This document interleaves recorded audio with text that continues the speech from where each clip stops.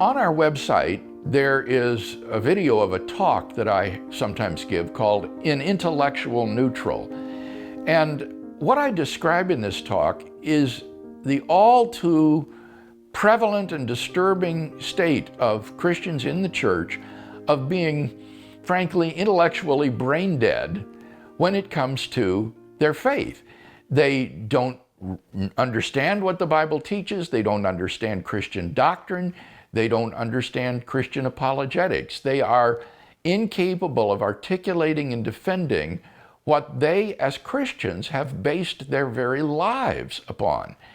And I think as a result of this, Christianity has failed to exert in our culture the kind of intellectual influence that it should, so that with increasing secularization, the message of the gospel can no longer be heard as an intellectually viable option for thinking men and women. And so I think it's just absolutely critical culturally that Christians get out of intellectual neutral, that they get it in gear intellectually and begin to study Christian doctrine and apologetics.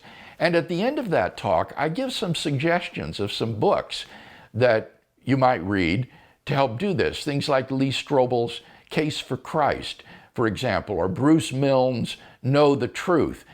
These are excellent primers at a beginner's level for awakening that intellectual interest within you and beginning to study doctrine and apologetics. And when you've begun to do that, then you can go on to more intermediate and advanced work. I would encourage people to take advantage of our Defenders classes. This is my adult Sunday school class that I teach every week, and it's all on our Reasonable Faith YouTube channel. There are also transcripts of it available at the website if you prefer to read the lesson rather than watch it.